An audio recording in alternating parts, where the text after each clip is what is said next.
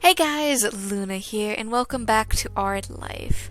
Now, an interesting thing happened with my previous recordings of this game with both the Art Life Lemonade and the siblings. So, we're just gonna have to redo it because of the issues. So, it was an afternoon on a sleepy summer day. Nothing urgent needed to be done. No real plans had been made. You and your company were simply hanging out around the local beach, free as a breeze. It was one of those good days where the world was your own and you had two of your close friends there to enjoy it with. Derek was on your left and Cove was on your right. 3 pairs of footprints trailed along in the soft white sand behind you. Derek had only been dropped off minutes ago. Instead of going inside your house or coves, he simply started to walk. It was definitely hot out. Southern California tended to get that way, but it wasn't so bad that you had to hide away from the beating rays of the sun. Cove's hands were in his pockets. He spoke out while facing away from you. Instead, he lazily watched at the unchanging horizon. So what do you guys want to do? You and Derek took on matching squints. Normally there'd be endless answers trying to that question, but the lackadaisical mood made it feel like trying to solve math problems in a dream. You had nothing. Your thoughts were moving as slowly as a tide that inched toward the shore bit by bit. Finally, the resident problem solver offered a possibility with a yawn and a tall stretch of his arms over his head. Well, want to walk to the grocery store? What?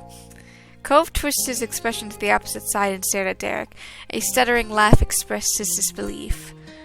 Why would we go grocery shopping? With a shrug, Derek scratched his cheek and explained. Well, it's probably different here, but where I live, the closest place to get stuff isn't a convenience store or a mall or anything. It's a grocery store. So sometimes me and my bros will take a trip down there and see what we can find.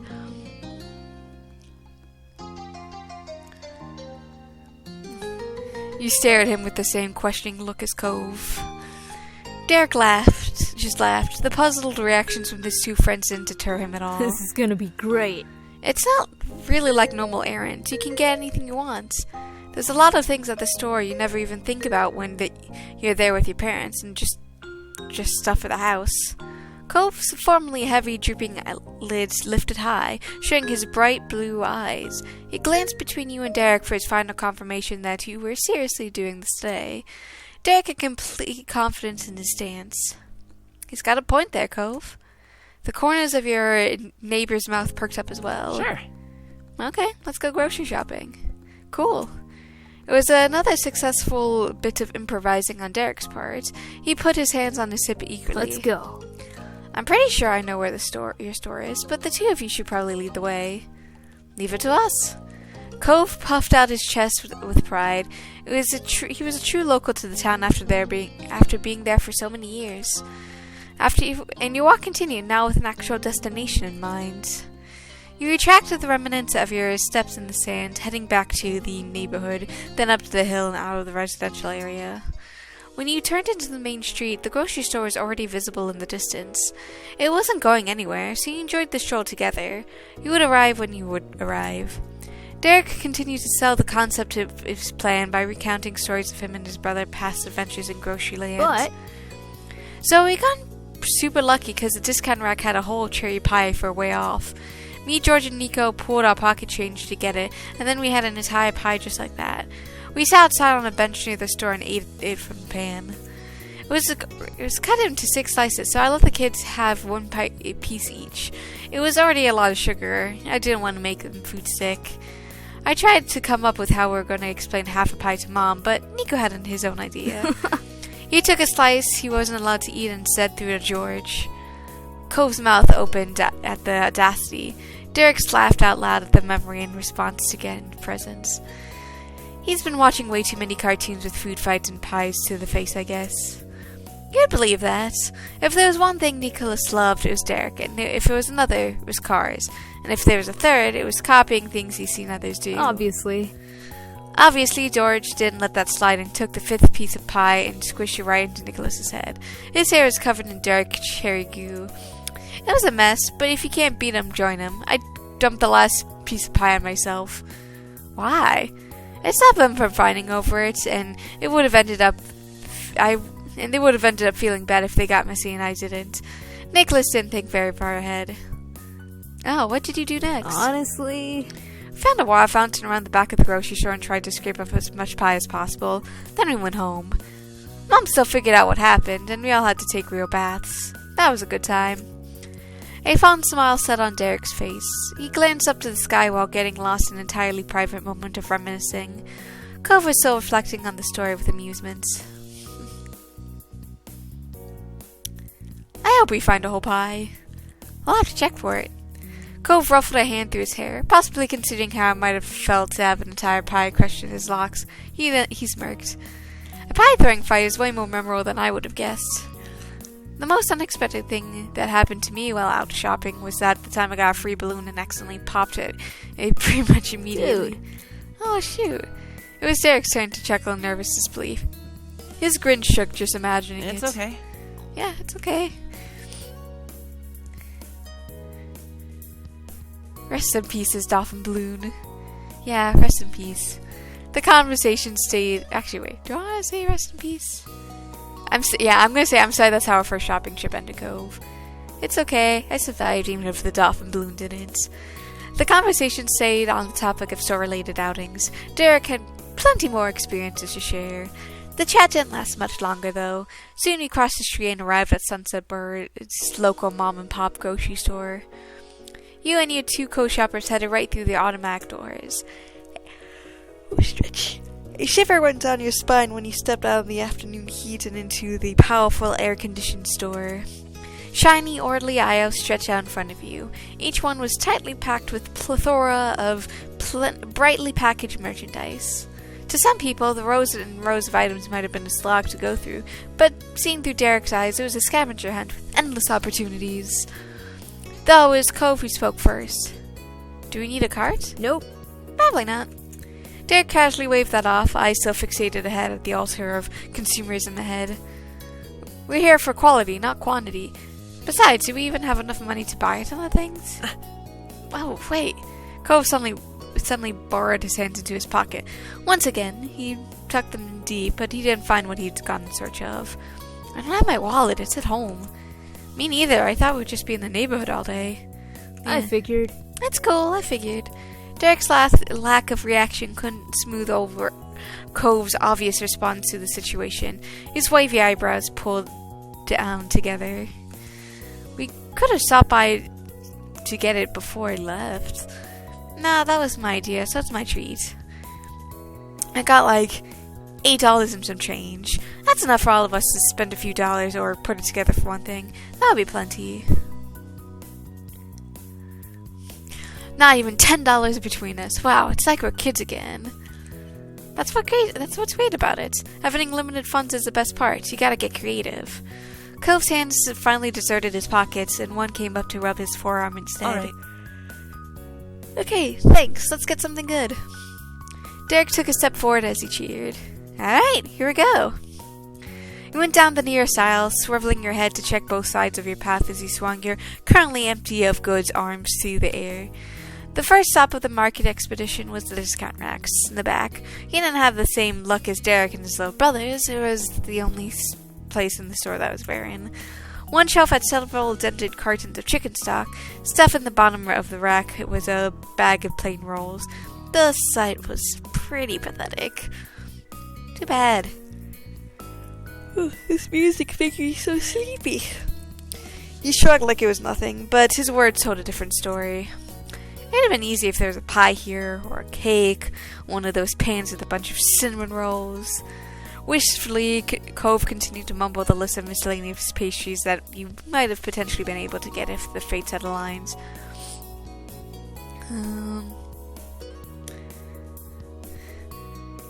We can still get the sock, it's such a good deal.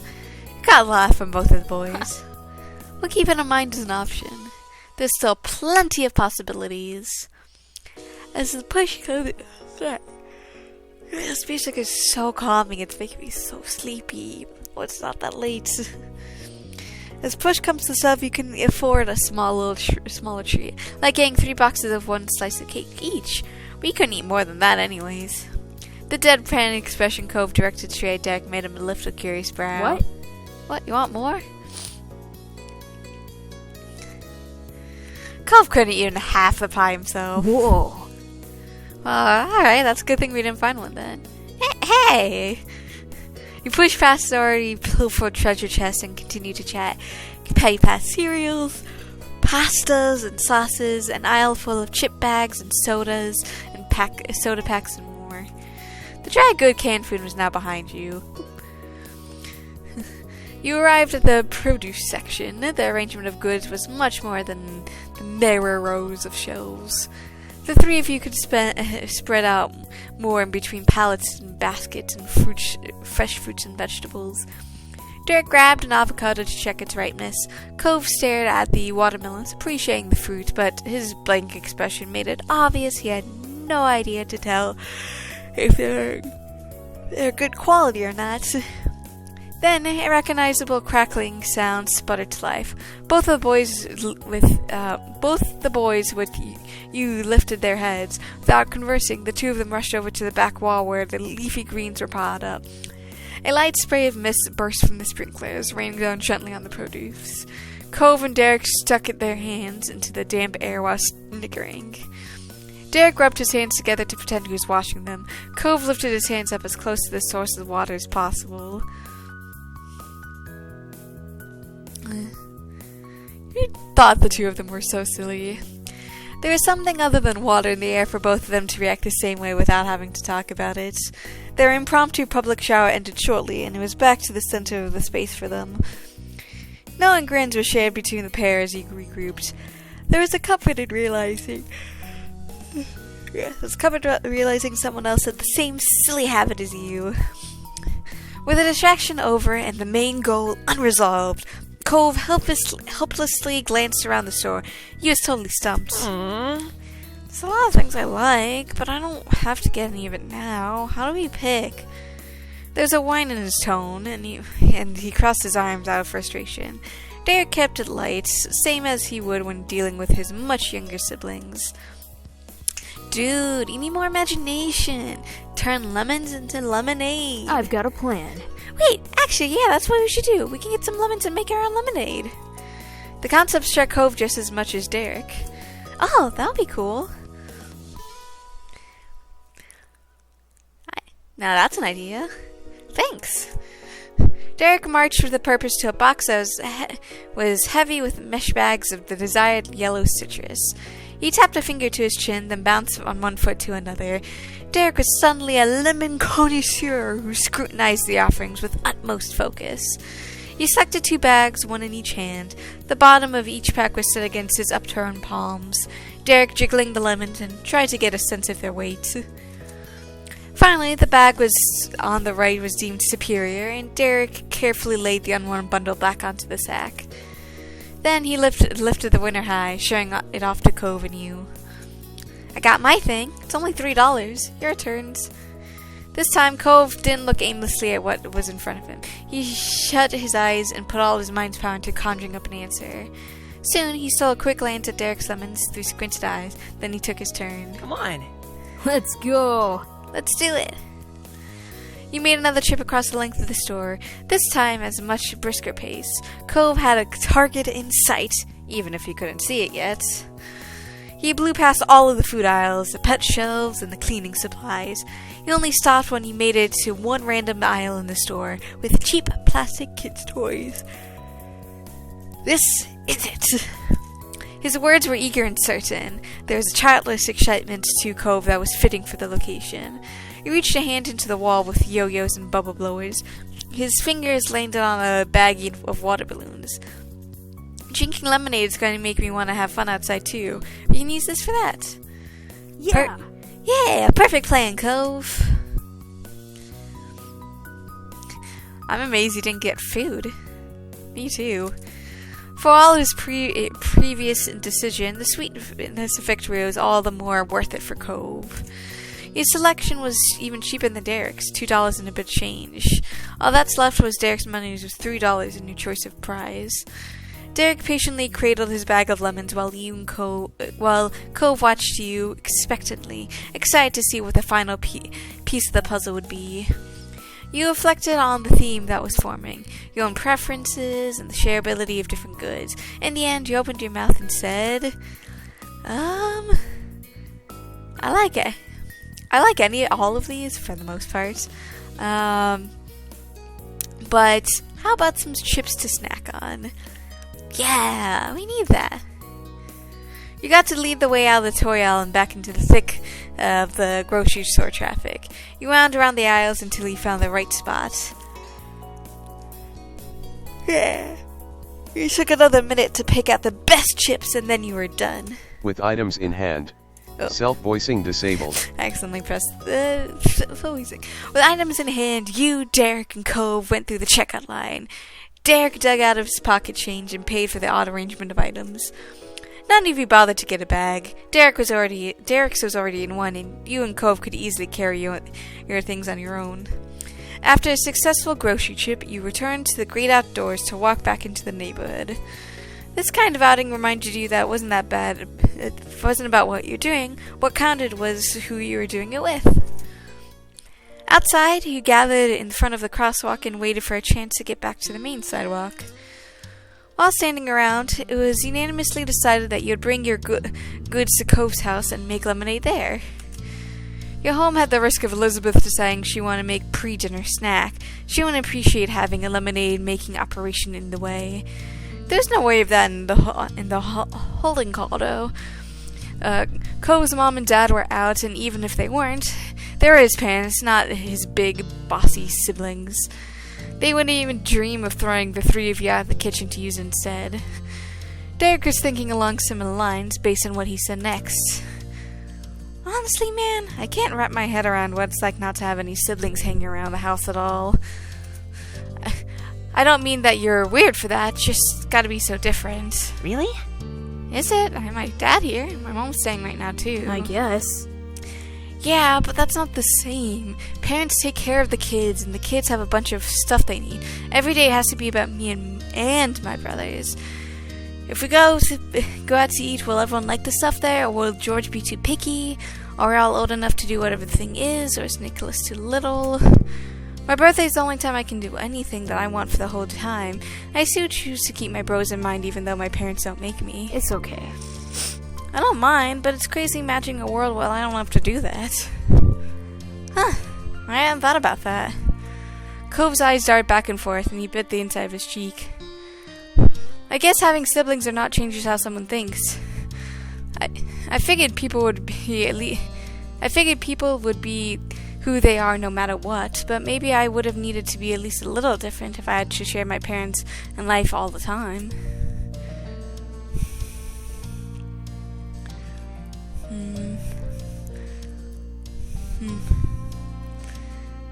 Yeah, I can relate to that, Derek.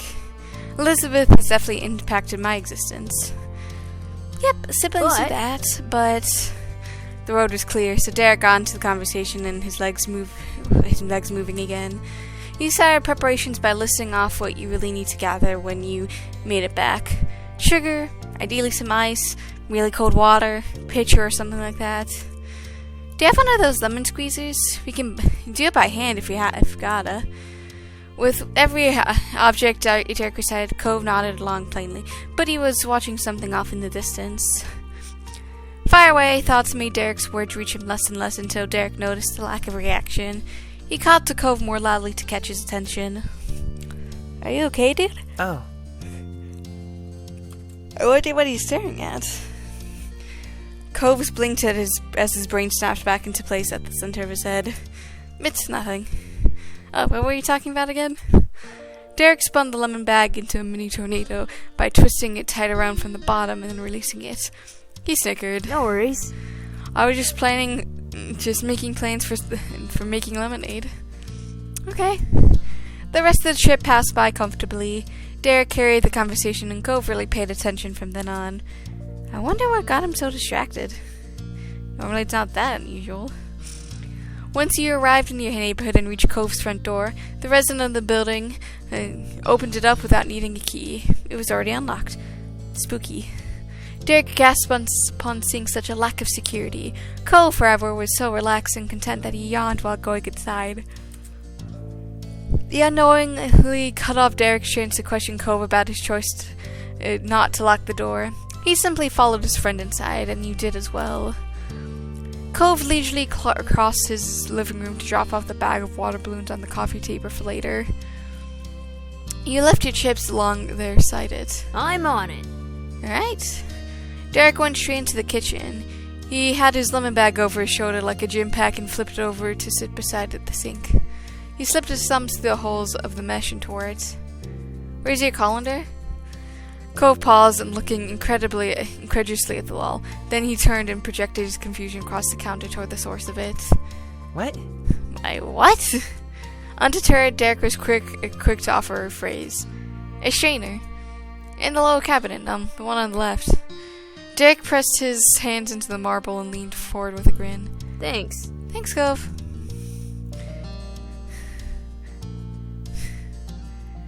I've never heard a strainer be called a colander in my life. Really? Wow. Then the spiky-haired chef ducked down and disappeared from your sight. If you could call someone who made lemonade a chef, that is. When he popped back into view, framed by the back wall and the support beams of the kitchen, Derek was holding a silver strainer. He plopped it into the sink and then sharply clinked it against the metal basin. Derek took the bag he set nearby and dumped every single lemon into the waiting container. He then turned the faucet so he could clean the cheery fruits. The sound of running water added an extra layer of relaxation to the atmosphere. Cove stopped dawdling and joined the already hard at work Derek in the kitchen. He grabbed a cutting board and a large knife from the upper drawer. It was his house, and he'd wordlessly claimed responsibility for the riskiest part of making the lemonade. Cove also directed you toward the sugar and a few other things. As it turns out, Miss Olden didn't actually have a lemon squeezer, so you're gonna have to do that by hand. He did have a perfectly crystal clear glass pitcher that'd be perfect for the lemonade. The body of it was in a completely round ball shape. It had a narrow edge that pulled in at the top of one side pinched into the spout. As far as you can tell, it's never been used. Hey. Have you made lemonade before, Luna, Cove? Derek casually questioned both of you while he hefted the so-called colander up and down to shake off some of the water clinging to the freshly made lemons.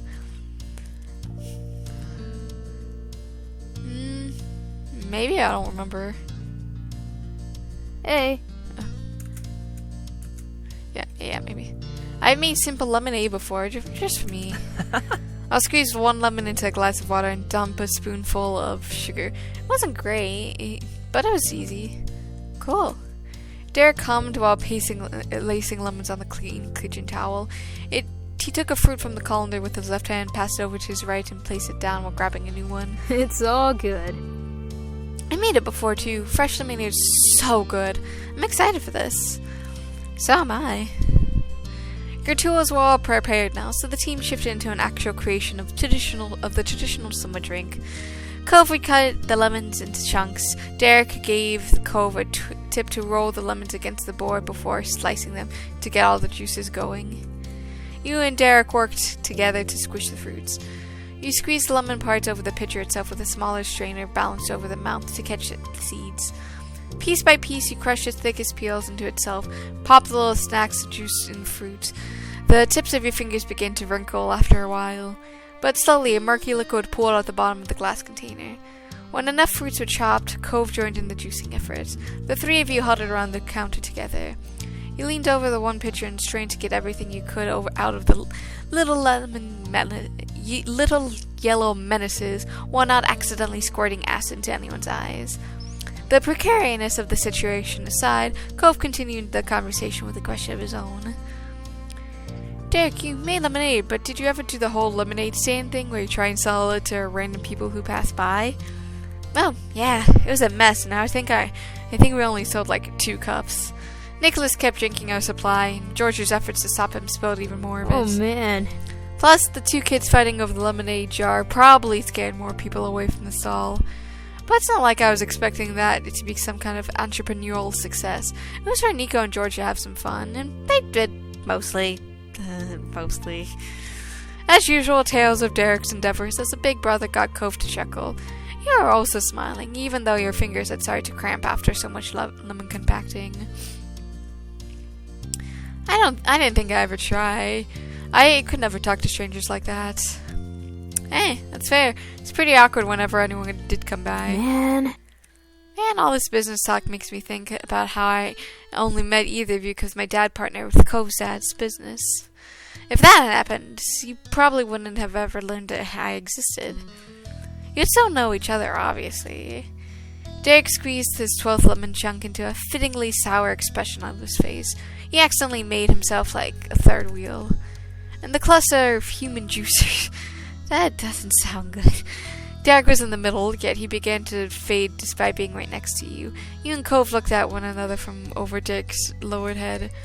Cove pushed himself to smile through the concern while also giving Derek's arm a little nudge with his elbow. I worry about that kind of thing sometimes too. If my dad hadn't picked this street to move to, I wouldn't have met Luna. The May he mustard began to disintegrate after putting that truth to the front of his mind. Cove swallowed bitterly. I don't like it when I start thinking about that. It's okay. But it's okay. My dad still would have had his business, so I still would have met you. Sheepishly, Derek pressed his shoulders up around his face. He managed a small smile. Yeah, it's tough for all of us. Where your parents live and what your parents do hasn't mattered so much to everything. Derek bit his lip, unwilling to let himself continue speaking negatively. But, like a turtle coming out of his shell, Derek lifted himself off the counter and rejoined you and Cove at his regular eye level.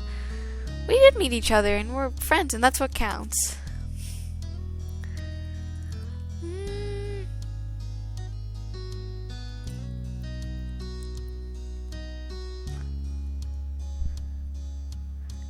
Exactly. What if soap make a difference? Because we're already here.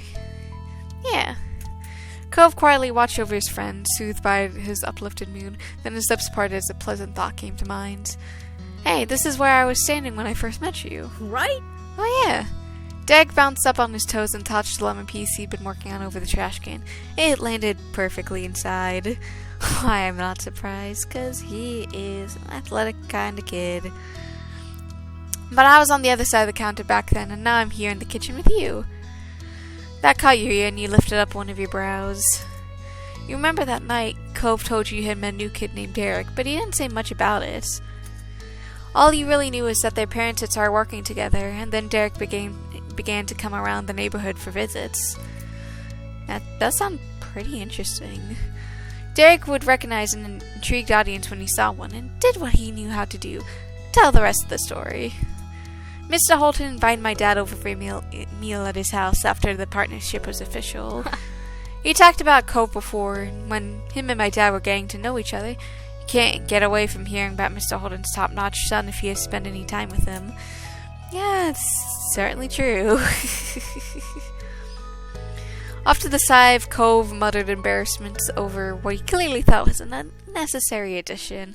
Derek laughed at a minor interruption and went on. So, my dad suggested I come too, since we're the same age. Mr. Holton was apparently all in on the idea.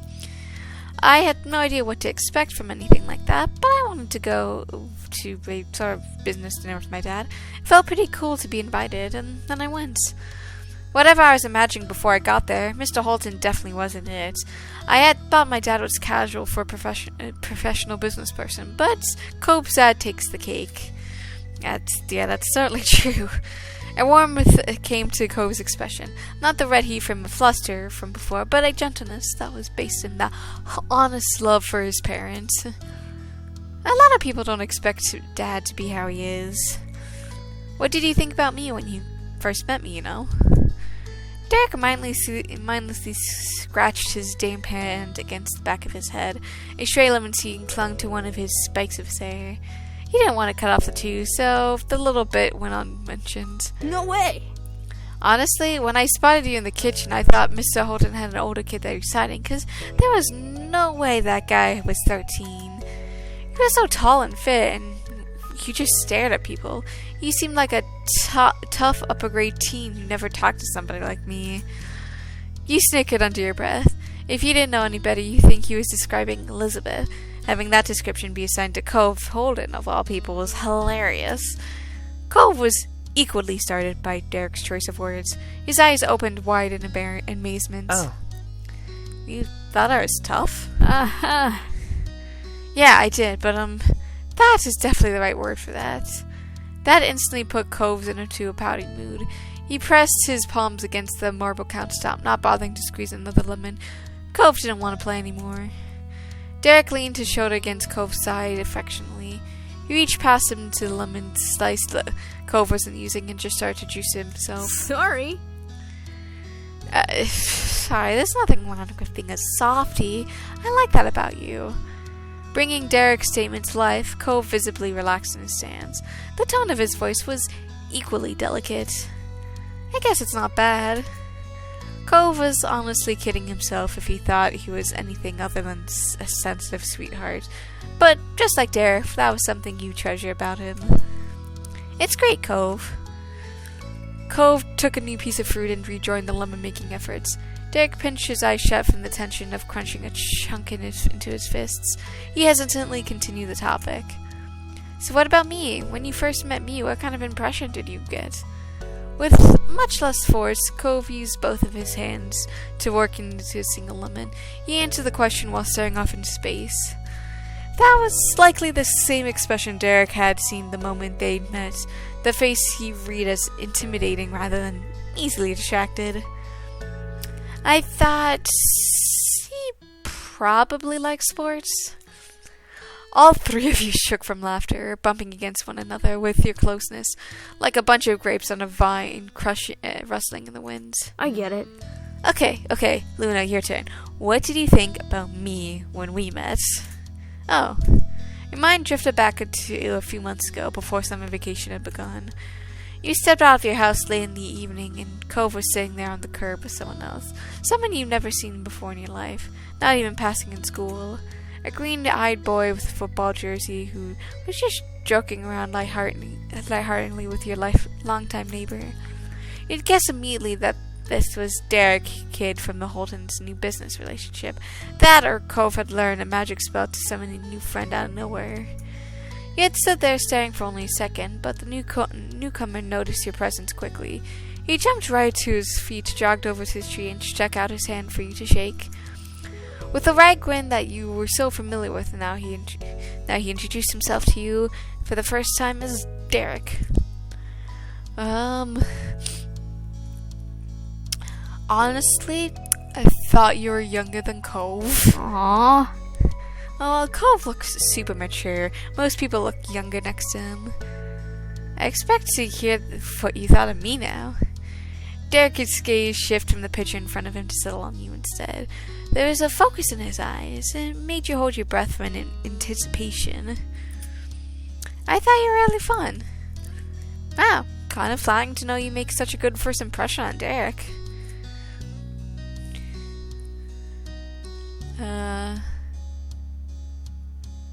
Well, I'm glad you didn't think I sucked.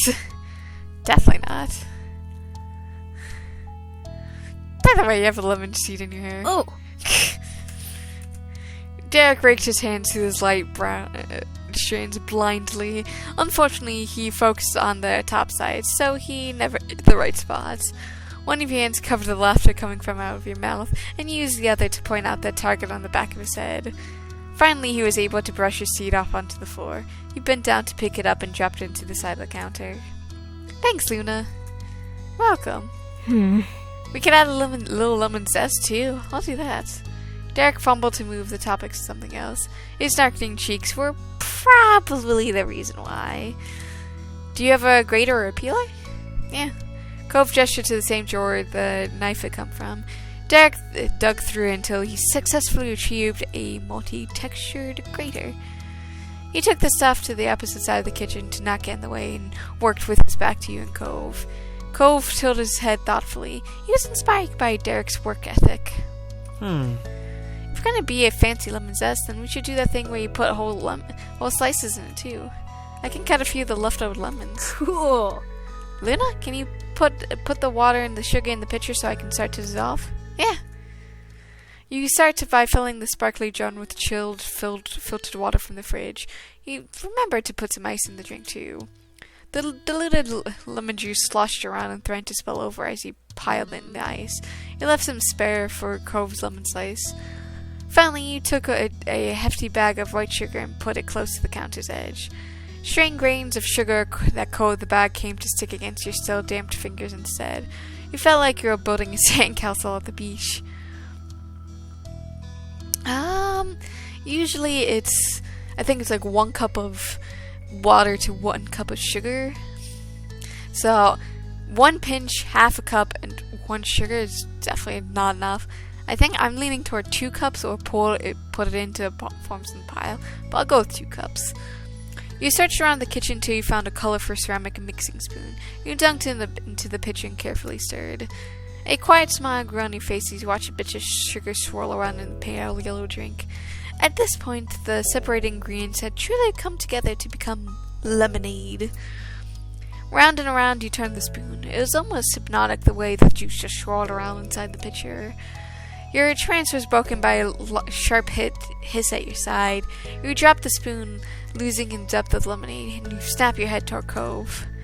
He was holding his left hand to his face. A thick bubble of dark red had slipped down from one of his fingers, and he left a streak over his palm. Huh. Ouch.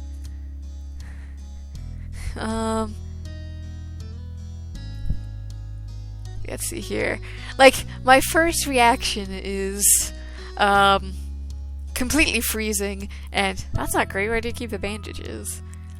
But I'm gonna be probably... I'll do what I did last time. Completely froze. You couldn't feel your limbs and your eyes became glued open. Cove's mouth wobbled into a frown. Don't worry, Luna. I'm fine. Out of pure instinct, he reached out for you before abruptly stopping himself. He turned his body away and covered his injured fingers with his other hand so you can see.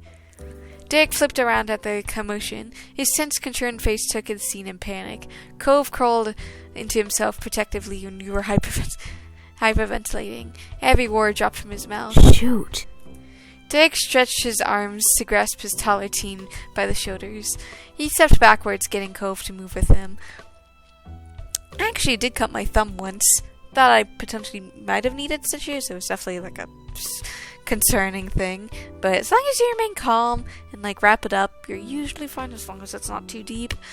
Derek stretched out his arms to grasp the taller teen by the shoulders. He stepped backwards, getting Cove to move with him. Yeah, also keep your hand at a steady level. Elevate your feet. Go ahead, lay down. That's kind of like some of the biggest things that one of my family members actually taught me. Luna, go ahead and sit down. We'll be right back. Cove muttered an apology as he stumbled along with Derek, who was reversing out of the kitchen. You were left standing there alone in the lemon-covered kitchen, still in shock. Cove actually got hurt. He was bleeding. Your heart was hammering and you couldn't move. Derek's request for you to sit down went unheeded, even though your legs were threatening to collapse under you. After what felt like an eon, but was probably only a couple painful minutes, Cove and Derek returned. The collar that had struck you so horribly was entirely wiped away. Instead, an unassuming brown bandage was wrapped around the cut on Cove's finger. It's okay. It wasn't that deep. We washed it off, got clean, put a bandage on it. Good as new. Derek marched right into the kitchen, snatched the stained knife and cutting board, dumped the lemon slices into trash, and dropped the dishes into the sink. He scrubbed them off and washed with his hands while he was there too. The last moments of the event were taken care of.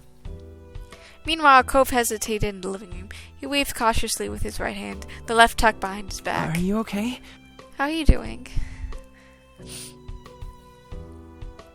That doesn't matter. How are you? I'm really alright. I just nicked myself when a lemon slipped. The juice stinging me was way worse than the actual cut itself. Honestly, that's not that surprising when you think about it, because lemon juices can hurt if not properly taken care of. So...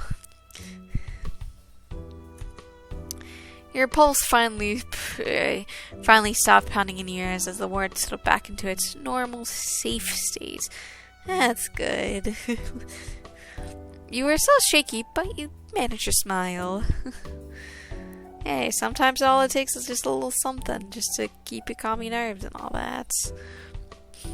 Cove walked over to join the two of you, smiling ruefully. Now what? Well, Well, what? Clearly you're thinking of something. He took a second to look between you and Cove as he puzzled out the next step, and then he beamed. Let's try our lemonade. Doesn't need the slices or the zest. That's good thinking. That's probably the best way to go about this, since it can definitely be a little stressful to think about. Derek gave an exaggerated cross in front of his chest, then blurring the whole thing off. Cove eagerly supported the sentiment. He was more than ready to put the prior incident behind him. You're right. Yeah, lemonade doesn't need to be fancy, or it's just lemonade. Exactly. Derek nodded twice as he strained to lift the nearly full pitcher. He had to balance down his tiptoes to pour the juice into the set of 3 glasses that had been put out earlier. If Derek noticed that the spoon clattering around in there, he pretended that he didn't. Took a glass for a taste. At the same time, Cove and Derek tipped their glasses and took full gulps of their drinks. It's sweet. So was his expression while he said it. awesome.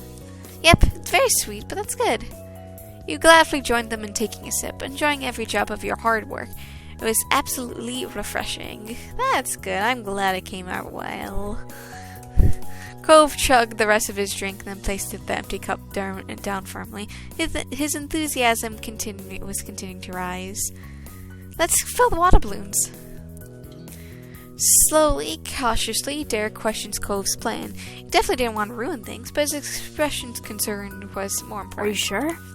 Will he be alright in a water balloon fight with your finger and stuff? Are you feeling up for it after everything? Don't worry about it. You don't have to worry about me that much. I'm not a little kid you're babysitting. As confident as he was about himself, Cove did sneak a glance at you. His eyes held the same uncertainty as Derek's. I don't know, Cove. We do have to keep an eye on you or get into trouble. Hey. I'm fine to use the water balloons, though. Alright, let's do it. Sweet kids and sweet childhood. Sometimes I wish I was a kid again, because you don't have the concerns of being a person who has to deal with money and everything else. Nothing else need to be said. The 3 of you busted open the baggie of water balloons and pushed the tools of your lemonade production aside and got to work on another summer group project. You stretched out the open end of the water balloon over the faucet. The plastic fits snugly around the silver spout. You still kept your hands on it to make sure the water balloon didn't pop off and shot stream into your face like a busted water fountain.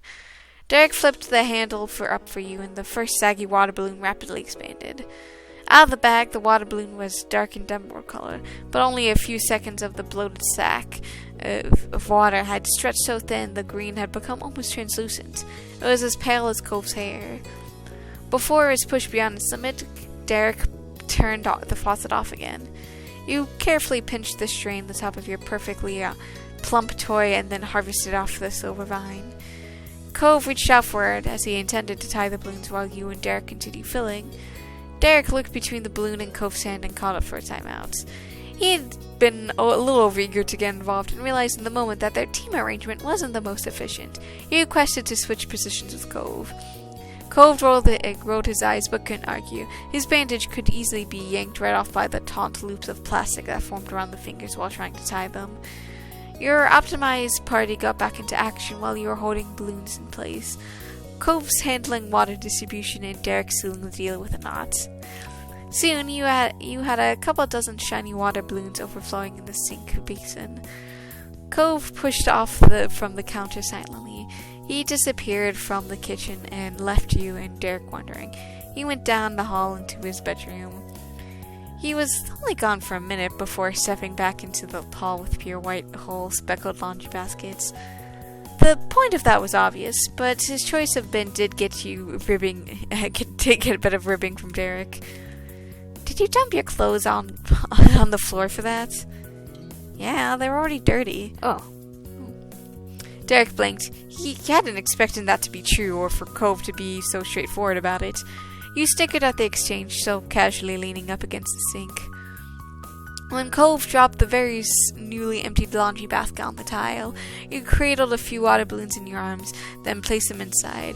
Cove and Derek joined in with the transfer. Eventually, every water balloon had safely made it into the baskets.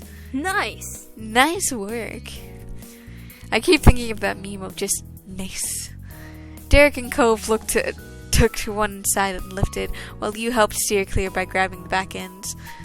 Moving as one, the three of you shuffled out of the kitchen and through the living room to take your treasure chest of jiggly jewels into the neighborhood.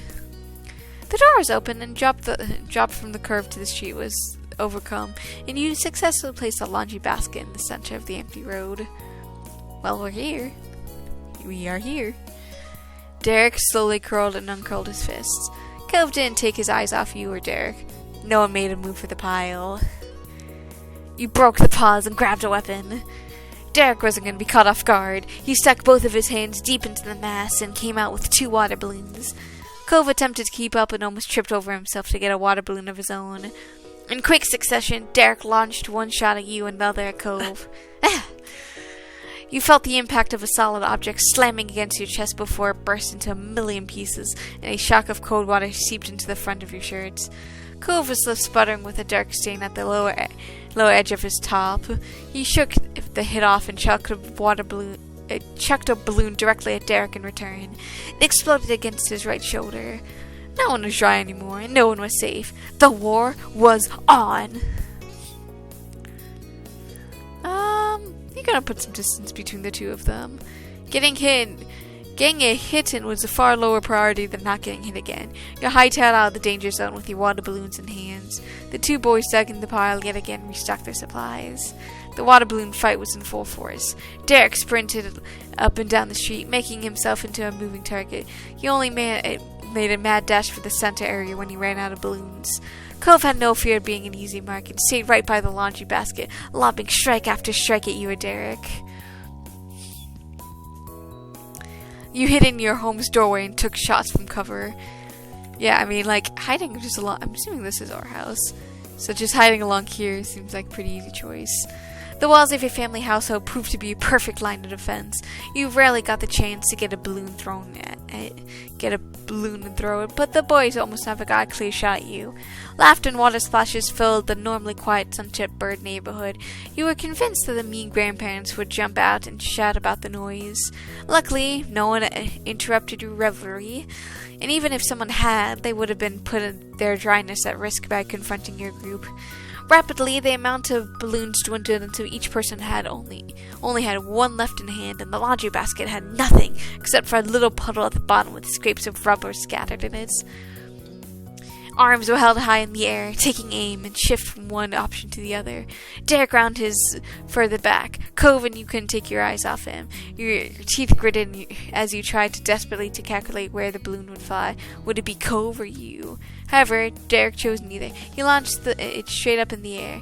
It reached an impressive height. You could barely see the speck of yellow against the vast blue sky. It didn't until it inevitably sailed down smacked against the tarmac.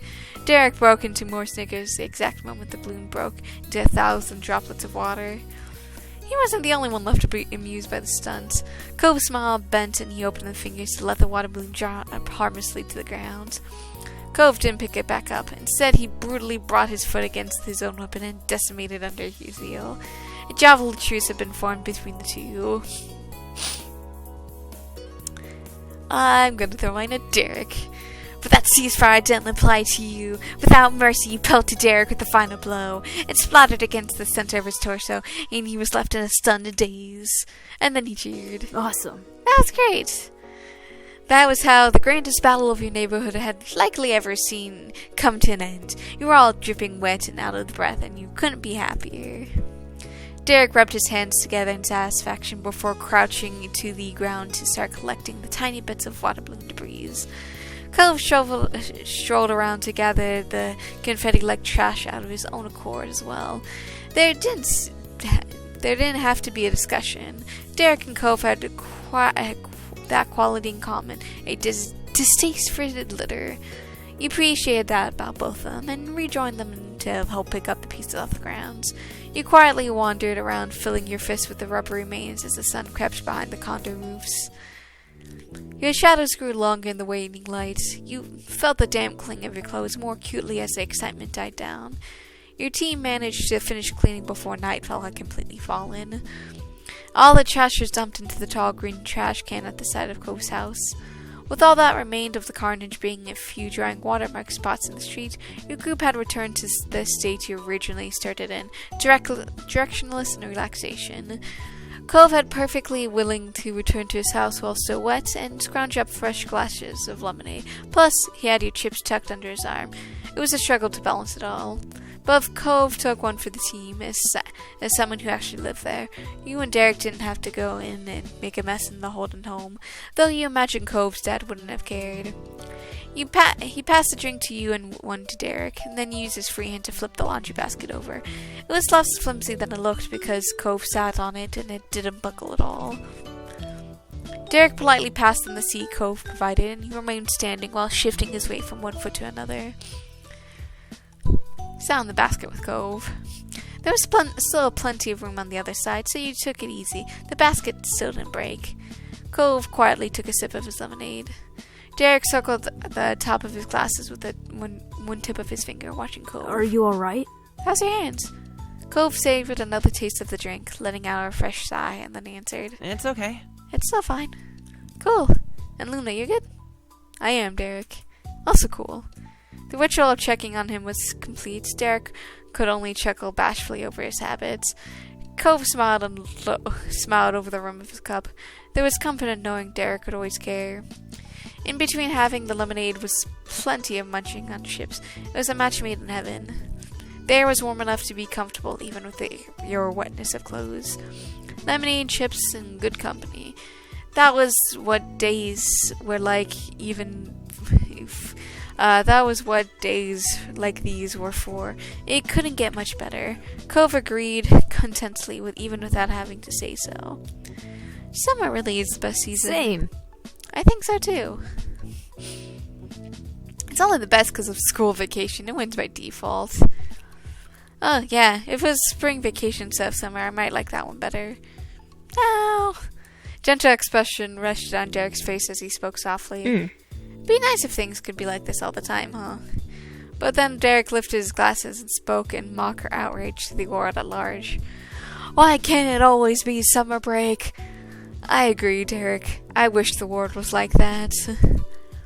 Which, obviously, for those who have school year-round rather than only 9 months of the year, because of vacation stuff, this, I'm assuming, is America, because this is a United States style thing where I think it's like from August, like basically end of August, beginning of September, to like end of May, beginning of June, and from June to August is when kids have off. Usually, obviously, it depends on the schooling district and everything else. So, despite it being an obvious joke, Derek's words struck a chord with Cove. His total chill hardened into seriousness. He drowned his second glass of lemonade and hopped to his feet. You were gently jostled by his action. I'm gonna go check something. You should come, both of you. He considered that a sufficient offer because Cove simply walked back to the front of his house and left the empty glass at the side door. Derek's gaze followed his friend's and lifted one brow. What are we gonna see? I'll see when we get there. You're probably gonna try and talk me out of it, so you don't need to know now. What? What? He almost dropped his cup. Derek twisted his head to track Cove's moves with his saucer wide eyes. Or maybe Luna would. It's gonna be trouble. Come on. Come on. Still completely confident, Cove showed up the road. Derek gulped, but not the lemonade. He pointed a panicked glance at you. We should go. You pushed yourself off your seat and stood by Derek. Alright. Derek hooked his open hand through the sides handle of the laundry basket. He jogged on his tips of toes over to Cove's condo, the bin dumped along against the street behind him. Ye flung in front of him and left it there in the entry. He placed his half-empty lemonade by Cove's. You were right behind him. You dropped the chips into the baskets and completed the set of glasses by placing yours next to theirs. Let's go. After a light jog, you caught up to Cove. He was going to a leisurely pace and smiled when he saw the two of you, the corner of his vision. Hey. Hi. Together you, Cove, and Derek left your neighborhood and returned to the main sidewalk that took you to reach the grocery store hours earlier.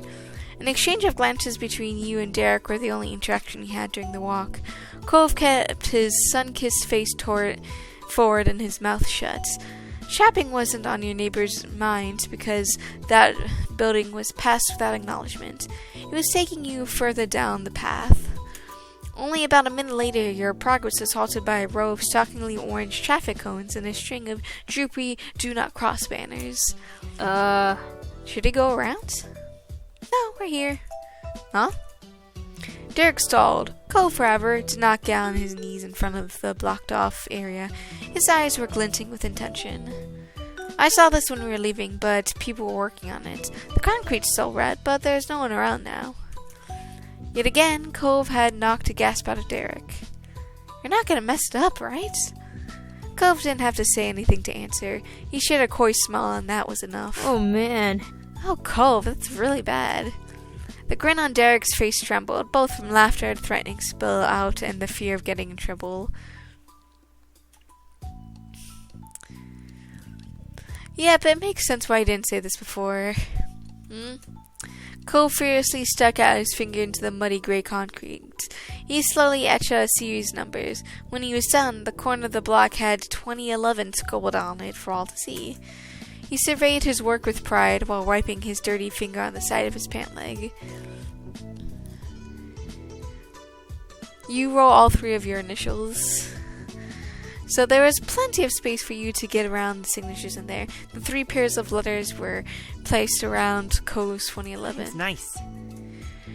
Derek stared at the heart of the soft bent canvas and slowly crouched down. He paused, bit his lip, and then ultimately pressed one finger into the tacky surface to leave a small print. He left a sign of his presence there on that day, right along with Cove's and you. Relief came to Derek's features once he finished. Hopefully it dries before anybody finds out. Yeah. The single word was only but a whisper, but it was warm and pure. Thanks for taking us, Cove. You're welcome. Cove dusted out his pants off as he stood after a job well done. Derek shot up as well, newly invigorated. He looked to the sky and squinted at the sun. The day was coming to an end, but no one was going to say your group had wasted it. That was the true for the entire summer. No matter what happened when your school started again and when you made an unknown future arrive, you still had all the memories you made together when you had the chance and all the things left behind. And with that, I'm gonna save.